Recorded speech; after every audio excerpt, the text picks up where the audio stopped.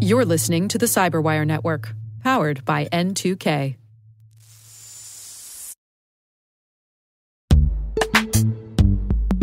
IT pros, are you ready for Cybersecurity Awareness Month in October? If the thought of creating assets and content has you sweating on your keyboard, KnowBe4 has a surprise for you.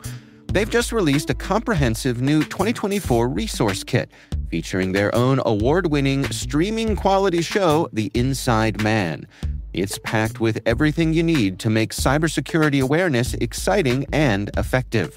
Stay tuned to learn how this kit can transform your awareness campaign and turn your employees into cyber defenders.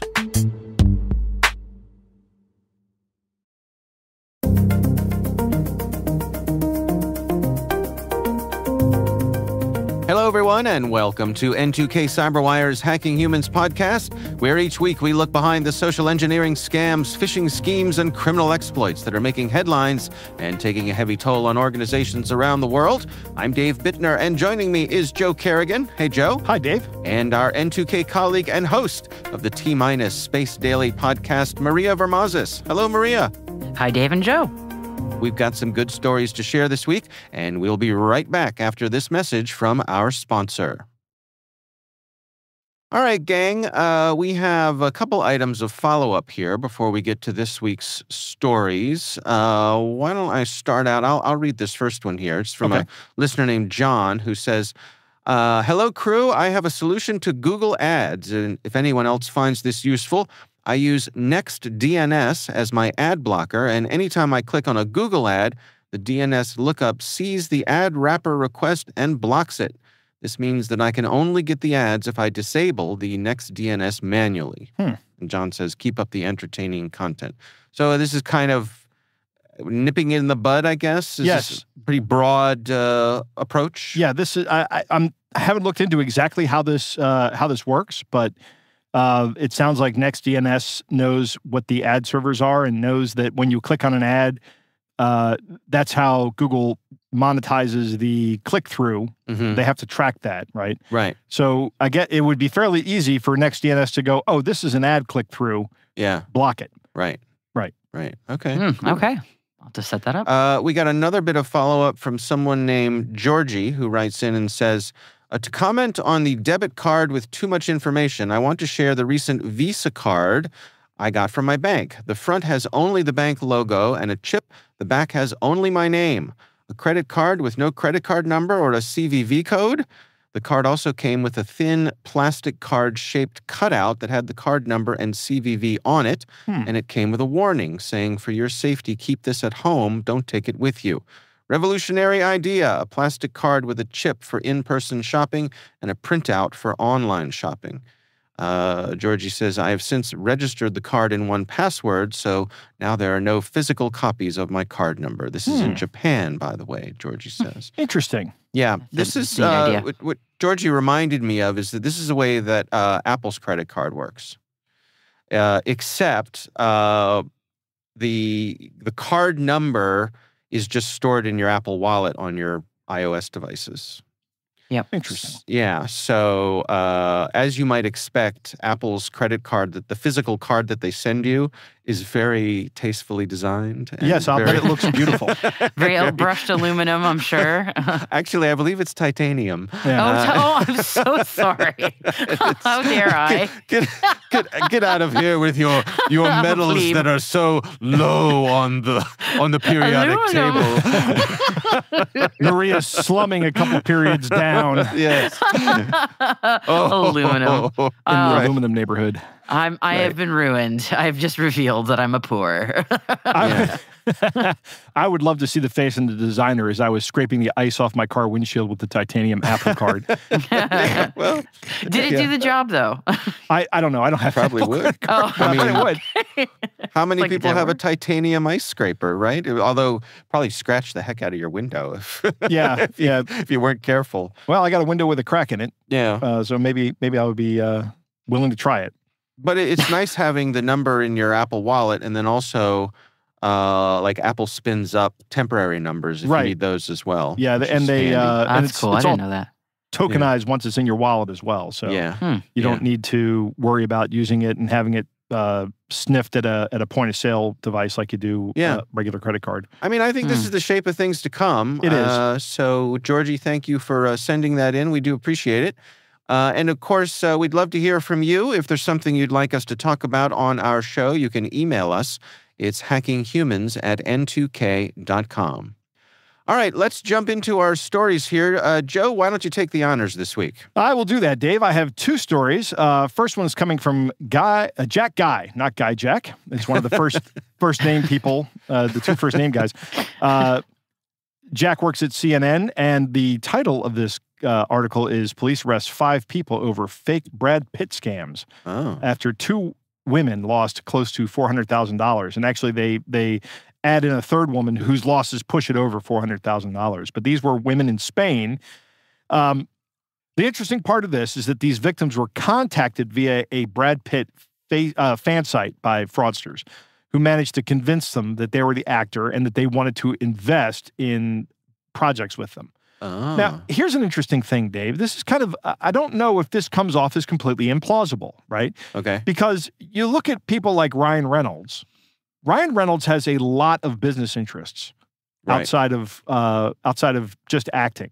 Like he actually, all those ads with Mint Mobile, he actually is a large shareholder with Mint Mobile. I don't know that he's like a the billionaire owner. At this point, the guy. Right. I mean, he's made a lot of money on this. Doesn't he have a soccer team also? Yes, he bought a soccer team. He bought a soccer team. With Rob McElhenney. I love that show.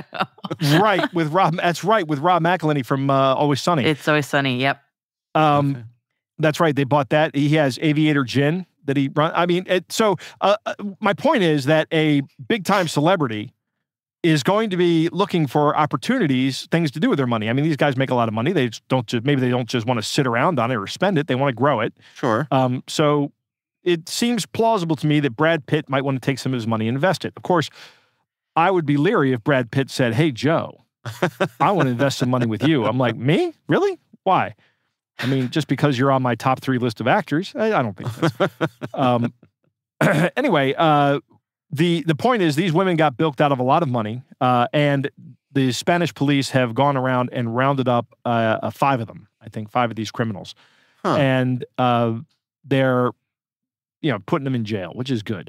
What's interesting is that I guess this isn't strictly a romance scam, right? I mean, they're taking advantage of these people's affection for Brad Pitt, their admiration, and them recognizing him as an authority figure, I suppose, in a way.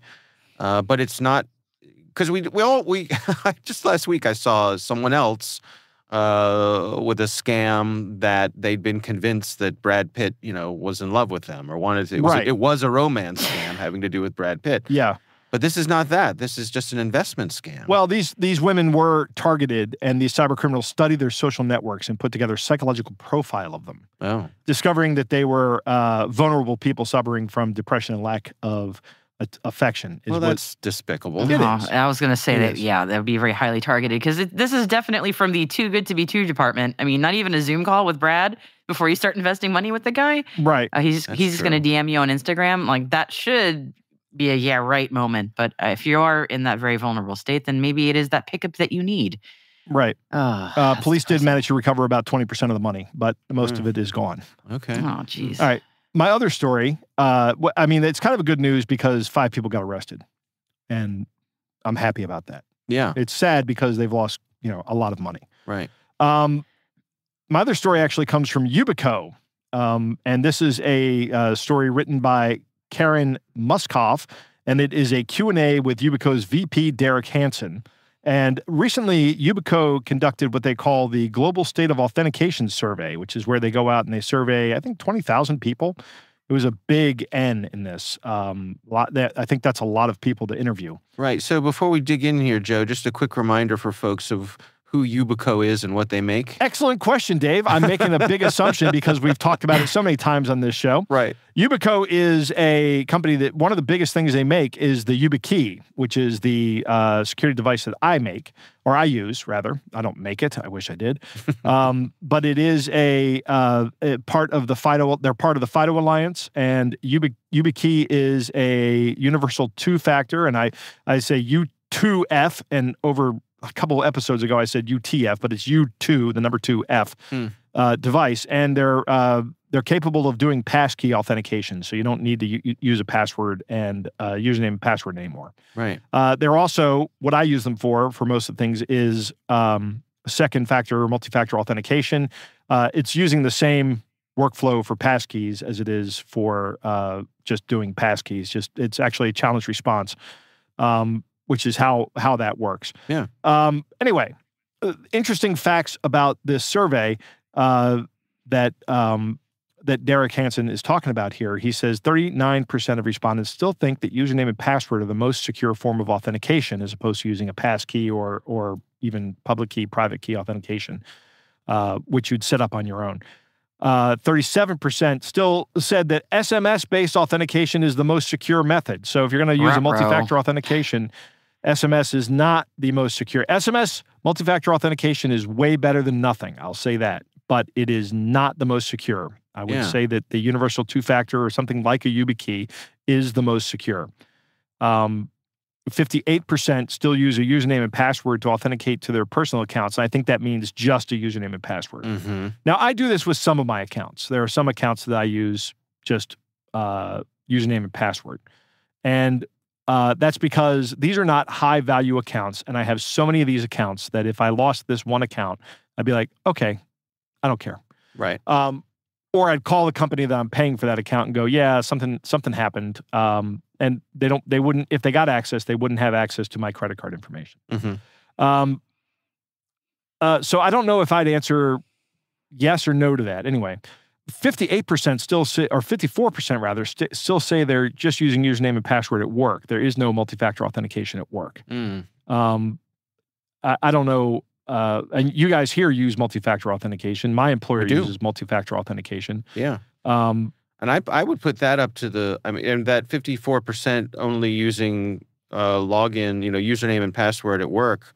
I put that on the work, right? Right. Like absolutely. Yeah, that's not something you can just the work cow should away. be demanding. Yeah, that should be something that you just require your employees to do. If you can't manage this username and password and multi-factor authentication, you can't work here. Now, that gets to my next point, that at home, 32% of the respondents said they are not familiar enough with multi-factor authentication to use it for their accounts, and 22% said they don't have the technical knowledge to use it at home, which I don't think is correct. I don't think it's all that hard to understand. I think it's a pretty simple thing, particularly if you're using a YubiKey. I think that would be, or something like a YubiKey. I'm not going to sit here and do a YubiKey commercial. There are plenty of other alternatives. If you go to the FIDO Alliance, it's just the one I use, so I use it almost like Kleenex and Xerox, right? Yeah. I guess what I think is that I think you're right that it's not overly complicated, but I do understand how it could be intimidating.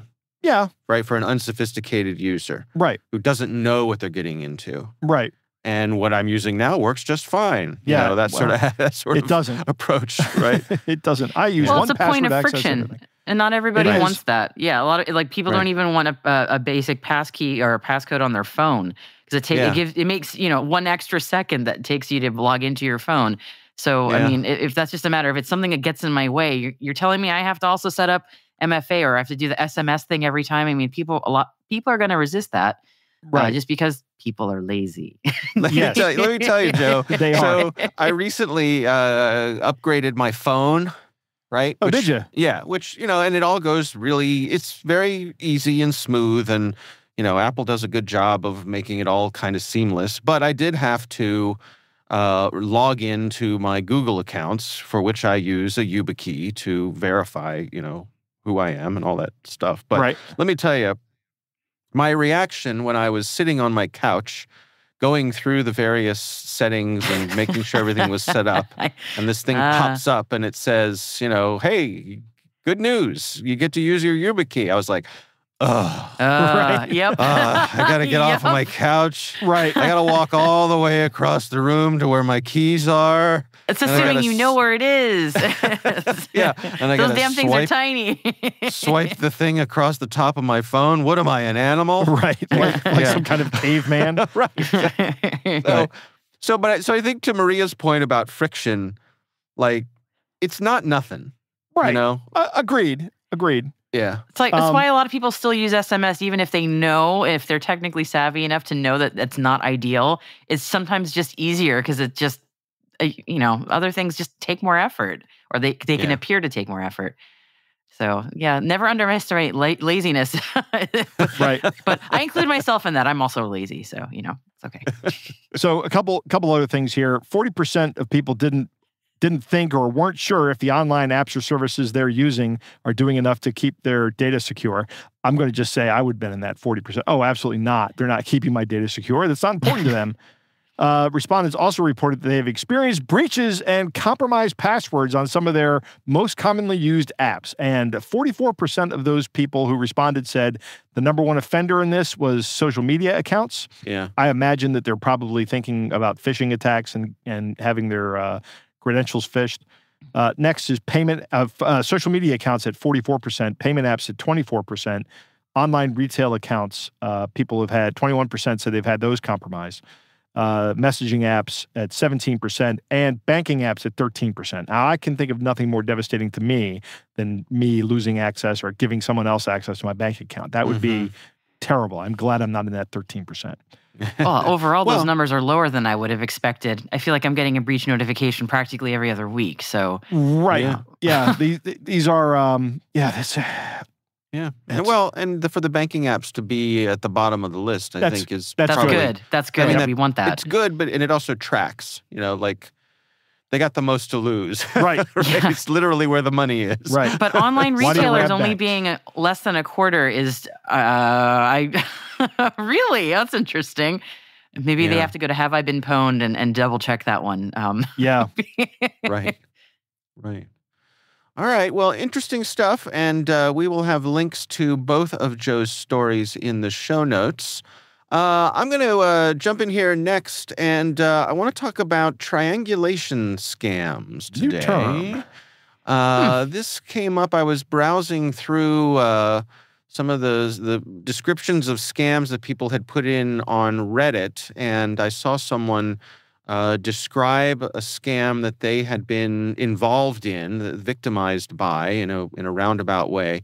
And that got me digging into these, what are called triangulation scams. So I'm going to do my best to describe what happens here. So in the case of this Reddit scam, this is someone who was going along, minding their own business, and they noticed a credit card transaction on their bank app. It was a $40 payment to a small business in Texas that sells a stain remover. So like a niche product stain remover. Okay. And so this person said, that's weird. I didn't buy that. Went and Googled around and found their website, and everything looked legit, just a small business selling a product out there to the world. So this person reached out to their support folks to confirm that they didn't actually make the purchase and to figure out if their credit card was actually stolen. And he provided the last 4 digits of his credit card number, the card type, the card's billing address. And the company responded and said that it all matched. It was indeed billed to his card. That was the billing information, but the shipping address was different. And the shipping address was a woman that for this purposes of this description, he calls Kelly in Ohio, which is not his home state. And the shipping went to this person as well. So in the midst of all this, the company who was selling the stain remover canceled the order and refunded this person's credit card and contacted FedEx to stop the shipment on the package. Okay. But this person kept on digging. And he actually found Kelly on Facebook. Really? And reached out to her. He said it was a weird thing to do, but what the heck? No, I don't think it's a weird thing to do. I think you violate Kelly's privacy up one side and down the other here.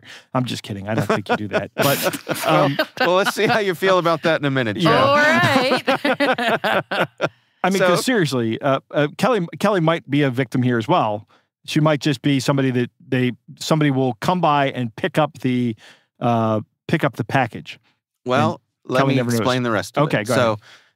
He reaches out to Kelly. Kelly responds and says that she actually did order the stain remover, but she bought it on Amazon, not the company's direct website. Okay. Now, what's interesting about this is that the person who wrote this, his credit card was charged by the company website, not Amazon. Huh. Right? It's interesting, right? Yeah. So I'd like you, the two of you, I'm reading through this and I'm going, how does this work? How is this work? All right, confused. I think I got it. Okay, so here's what happens. The bad actor finds a listing on Amazon for something that is fulfilled directly by the manufacturer, not Amazon. Right, there's a lot of that. A lot of drop shipping, right? Is that what that is? Yeah. That's right. And where they also have a website where you can purchase from them directly. Okay? Then the bad guys, they create an Amazon seller profile and they list the other company's items, but they undercut their prices. For God's sake. So they'll make it like, $10 less and free shipping. Okay? So then people who are wandering around on Amazon, they come across this great deal and they say, all right, I'm going to buy from this person. Right. And they do. They purchase on Amazon. The bad guy gets the order for the item. The bad guy then goes to the folks who manufacture the item. They go to their official website and they purchase the item with a stolen credit card. And they ship it to the buyer directly from the manufacturer's website, not through Amazon. Right. So the person who thought they were buying something on Amazon gets the item. Yep. They're happy. Yep. They got a great deal. They paid their money. They got the item. The seller. And they're not going to put in a complaint with Amazon and to get the whole weight of Amazon on down them. Okay, got it. Yep. Correct. The Amazon seller, the criminal in this case, collects the discounted price. Legitimate payment. Yep. From Amazon. And the company that shipped it is out the money. Yeah, the company that shipped it eventually probably gets the chargeback. Right. And depending on what it is, that may or may not be a rounding error. Who knows? But that's how it works. Now, worst case scenario for the innocent parties in this scam. So let's think about this. We got, I guess we got 3 innocent parties in this scam. We got Amazon. Right? They didn't do anything wrong. True. Hard to believe we're saying that, but it's true. So that was a weird sentence to hear. Innocent party Amazon. Okay. Right. Amazon is not to blame. Has anybody said that in the past 5 years? I don't know. And we've got the person who ordered the product. Right. Who legitimately thought they were buying something and got the product. And then we have the person whose credit card was stolen. Right. So there's 3 victims here. And then we have the company that the scammer actually buys the product from. Correct. So 4 victims. Right. All innocent parties here. Right. Now, in a worst case scenario, the company who got scammed, who sent the product out directly to the person who thought they were buying it from Amazon, through Amazon, sometimes if it's an expensive enough product, they'll go after the person it was shipped to. Right. Mm-hmm. So like if you sent somebody a computer or something that's worth $1,000, it might be in their interest to go after that person. And that poor person is like, I don't know what to tell you. I paid. Look here. Look, see, I paid. I paid Amazon. Yeah. Here's the bill. So it takes advantage. Yeah. Go ahead, Maria. I was going to say, it sort of sounds like a counterfeit bill with extra steps, to use the meme. It's just, kind of amazing to me that we've evolved that scam now, but it has a chargeback instead of a faulty bill. Right. Right. And I think part of it, too, is that they're taking advantage of the timing of all this. Right. Right. Because by the time somebody figures out that there's a problem here, it's going to be the person whose credit card was stolen and charged for something. And let's face it, a lot of people aren't on top of the day-to-day charges that hit their credit card. They'll maybe go through it at the end of the month and, what was this $40, from some company? But by that time, it's all too late. Right. It's all gone through. And the scammer, at least, has their money. Now, I was digging more into this, and there are lots of different variations of this. There are folks who steal listings from Amazon and list them on Walmart's marketplace, and all sorts of different flavors of this. Boy. It seems as though, shocker that Amazon is not doing a bang-up job of cracking down on these things. But, I'm sure we're all shocked to hear that. Yeah, there are all sorts of problems with drop shipping, but the issue becomes, if you're a small business, maintaining your own website and web storefront is expensive, and in a lot of cases, you won't get any kind of traffic compared to what you would get on Amazon. It's easier to just drop ship through Amazon, so it becomes this whole thing of there's just this volume of millions of sellers now, and the fraud easily gets through. Right. I really feel for small businesses because this is a not so great situation to be in. No, it is not. Yeah. So the recommendations here are, the old standard. If it seems too good to be true, it probably is. If somebody's offering you a really steep discount on something, be extra scrutinous. Apply extra scrutiny to it to make sure that it's not a scam. And, I'd say, these days, most companies are on Amazon. Like, you kind of have to have an official Amazon presence to be competitive these days. It's such a big potential marketplace. Like, if I saw a really good deal for something on Amazon or something I was shopping for, I would compare that to the official offers, from the official supplier of whatever it is I'm interested in, and just see how far off it is. But buyer beware. It's an interesting one.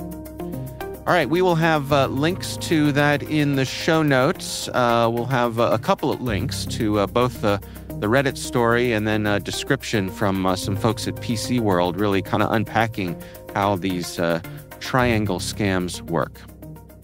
All right, before we get to our next story, let's take a quick break to hear a message from our sponsor. We're back with more from our sponsor, KnowBe4.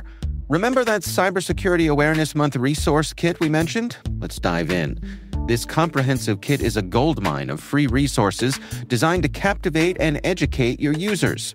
The star of the show, your users will join characters from The Inside Man across a whole season of story-based, plot-driven content, plus an interactive game where users become cyber analysts hunting down a malicious insider threat. But there's more. You get access to a resource user guide packed with ideas and messaging, a weekly planner to help you roll out your campaign effortlessly, plus enough supporting training modules and assets to fill a whole month. Cover critical topics including AI and deepfakes, mobile device security and incident response, all with the free kit. This isn't just any training material. It's an immersive experience with engaging storytelling that your employees will actually remember. Say goodbye to outdated training and hello to content your employees will actually remember and want to watch. Get your free kit at knowbe4.com/cybersecurity-kit. And we are back. Maria, you are up. What do you have for us this week? Well, I have a prop for my story, which nobody can see. But as our listeners might know, I recently bought a house. And I knew that this is not my first time going through this process. I knew that what ends up happening is a lot of public information goes on a bunch of public databases, and a lot of scams start coming your way via mail. And I've been amazed, and I've actually been collecting some of the mail with the more brazen examples of using public information in a way to make it sound like, my mortgage might be in jeopardy or something is wrong with the purchase of the house. One of them just has a whole load of public information about my mortgage with the sentence that says, "We've been attempting to contact you regarding a matter of importance. Please call this number." And of course, they're trying to sell me something, but it's in like big letters, and it has like all this very scary information. That's all true. And again, it's from public record. But if I wasn't in the right mindset, I could totally just call that number and think, "Oh my gosh, something's wrong with my mortgage." Nope, it's just somebody trying to sell me stuff. Anyway, so that's got me in sort of a mindset of thinking about how rife the home buying and selling process is for scams. And as I was sort of thinking about that, I saw this story on the local news here in the Boston area about a pretty wild example of a house selling scam, or I should say a lot selling scam. So here's the situation. A doctor and Miss Georgi, who are a couple that actually live in South Carolina, they own a huge lot of land in Concord, Massachusetts. And for those that don't know, Concord is an extremely wealthy town. It's like the famous Revolutionary War town.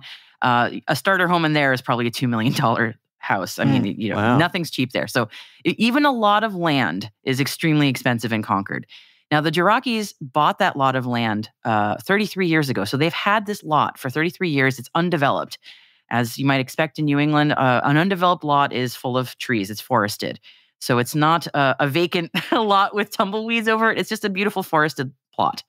Mm-hmm. The plan was for Dr. and Miss Georgi was when they would retire from their medical practice in South Carolina was to build their dream home in Concord, Mass. In this very Tony neighborhood, like a really, really nice place. So what ended up happening recently is the Georgis went to the Concord Town Hall to get their yearly tax bill. Because again, they live in South Carolina. They are not in Massachusetts. And the town clerk notified them, "Well, you don't have one because your property sold a couple months ago." And the Georgis were just in shock because they hadn't sold it. So what the heck is going on? They found out that scammers somehow targeted their plot of land, posed as the Georgis to a local realtor, and were able to sell the land from the Georgis without them ever knowing it. And they were successfully able to do this for a lot of land that was probably worth about at least $1 million. The scammer sold it for $500,000, so at a cheap discount. And they actually tore down the trees and have begun building a house on this land. Wow! This sounds like they can do something with the title here. There's grounds to sue. Yeah. But so do you have details on the process here of how this came to pass? Yeah, this is the part where I could totally see. I mean, this having just gone through this process, a lot of the house buying process nowadays is virtual. You're doing a lot of the document signing virtually through DocuSign or some equivalent. No one never met the fake Georgis in person, and the scammers were actually posing as them. Everything was done via email. All the documents were signed electronically, even notarized documents. Not that notarization is really, I don't know, I don't really trust that very much, but I understand it's part of the process. Right. That was also fake. It was supposedly done in Texas. The deed had a forged signature on it.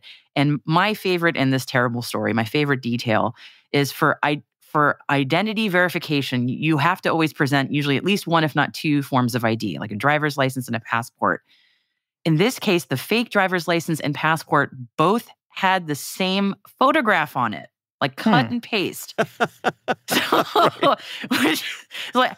when you Bob's get your driver's one-stop ID shop, right?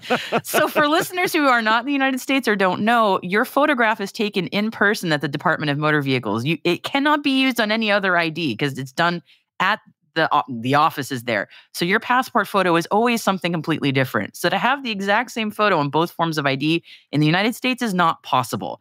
So that should have alone been a huge red flag. And also the photograph of the woman in the fake ID looked nothing like Miss Georgi herself, but I don't know if the people would have known that. But yeah, the Georgis didn't find out until sort of accidentally many months after it had already happened. So, there is now, their lot has a half-developed house on it that they don't want. On the trees that they loved and the lot that they fell in love with 33 years ago, many of them have been torn down. And as you can imagine, they are suing the pants off of every single lawyer involved in this transaction because I'll bet. Right. none of this should have been possible, and yet it was. Yeah. Thoughts? Yeah.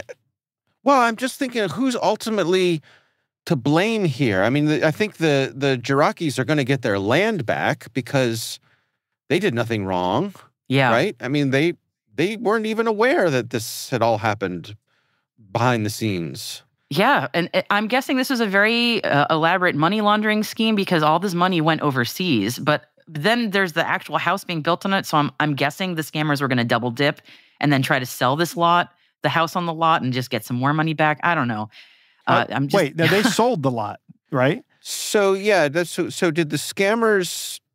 Yes, the scammers bought the lot for way less than the lot was worth, for $500,000 when it's worth at least $1 million. And they are currently, or they have been currently, building a house on it. So we know who the scammers are. They're not named in the story because a lawsuit is underway. Right. But all the money went to an overseas bank account. So yeah, I have a feeling they were basically going to flip the lot and make a pretty penny off of the. I'm wondering if they thought this was an abandoned lot and nobody would notice. I don't know why they would build a house on it, though, because that's more expense. Well, I mean, more profit. Maybe. More profit in the end. I mean, that would be a multi-million-dollar house. So you would build it for less than that and sell it for many millions, and especially in a town like Concord. So it's, yeah. I mean, because I could see this going, I do this and I say, let's just sell the property, take the money, and be done with it. And then we've got $500,000 that we didn't have before, and leave the people that we sell it to deal with the actual Georgis. Yeah. Right. And we'll be free and clear. It'll be months before they realize what's going on. But no, these scammers actually posed as the Georgis specifically so they could take possession of the land. Yep. Huh. Yes, they did. Yeah. It's well, that makes it a lot easier than just to get to repossess the land.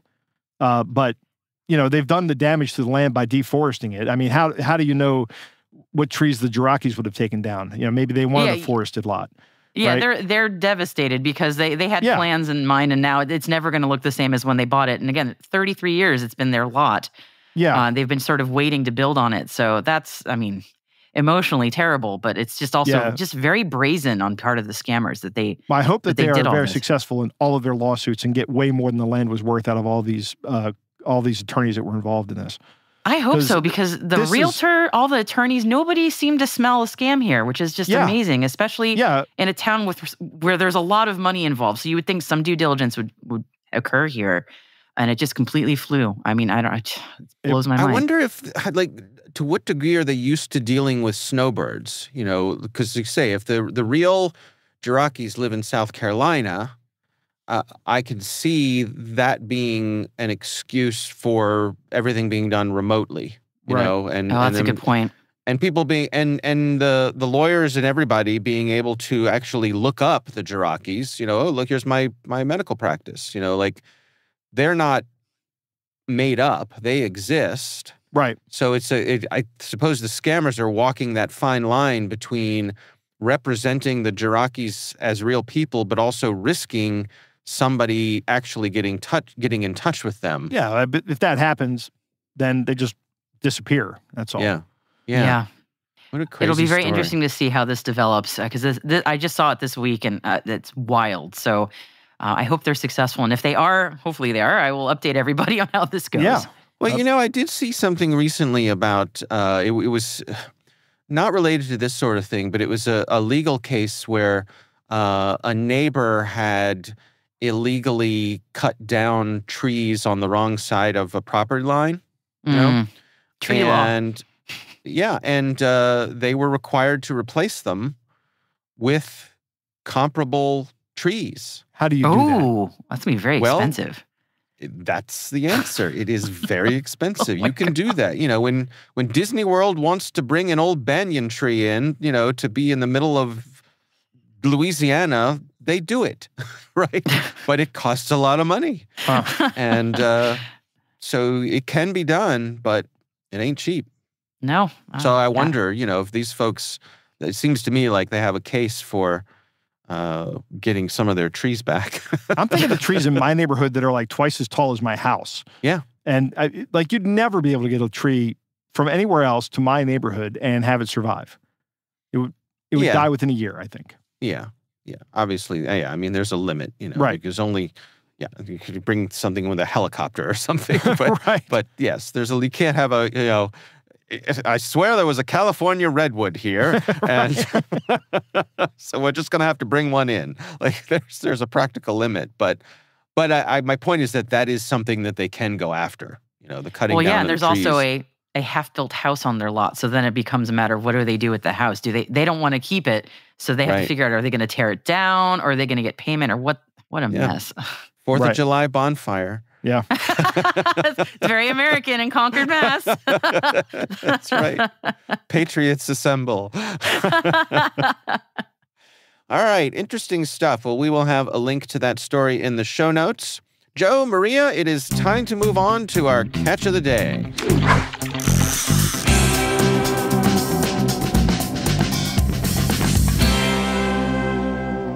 Joe, our catch of the day this week comes from Instagram, and this is from someone who actually got a message from the Queen herself, from Queen Elizabeth.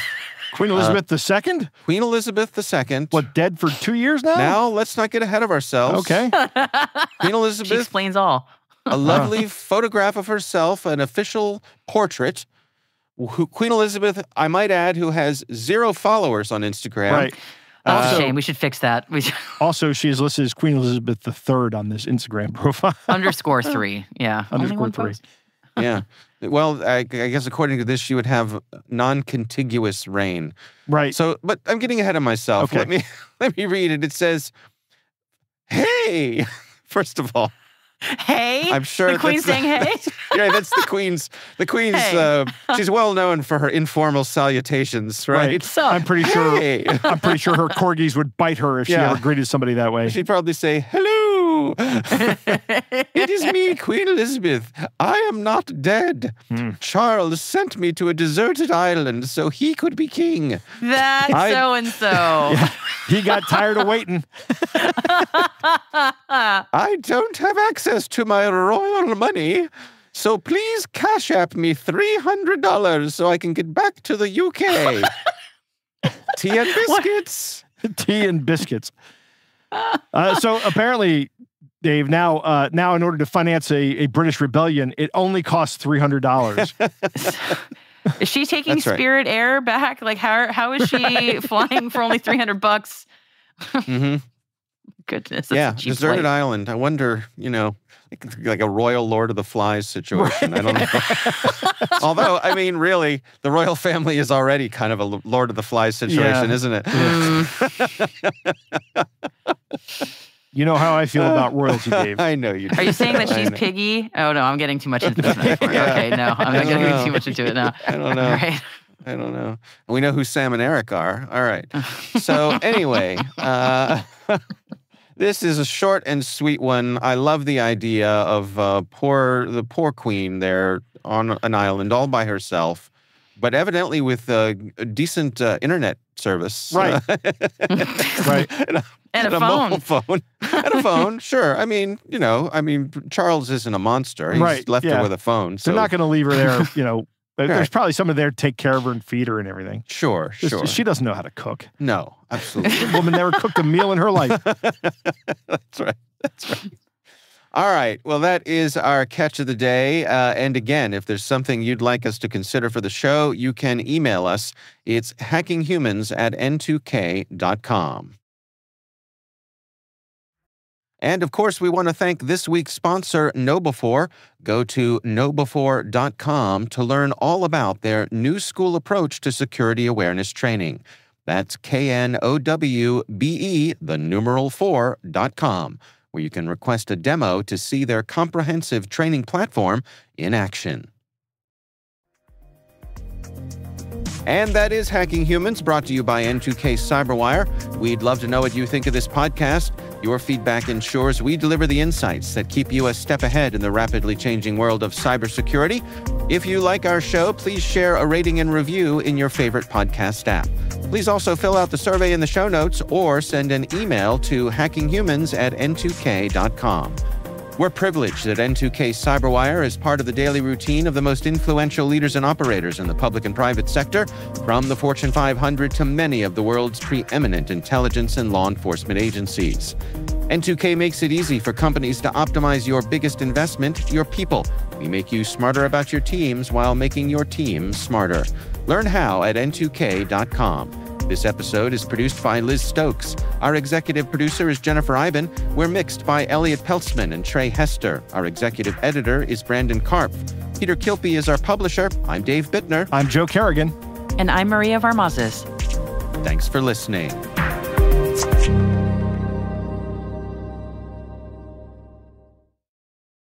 And I'm Queen Elizabeth. She's back. I have faith. I knew Death you were has gone. not slowed me down.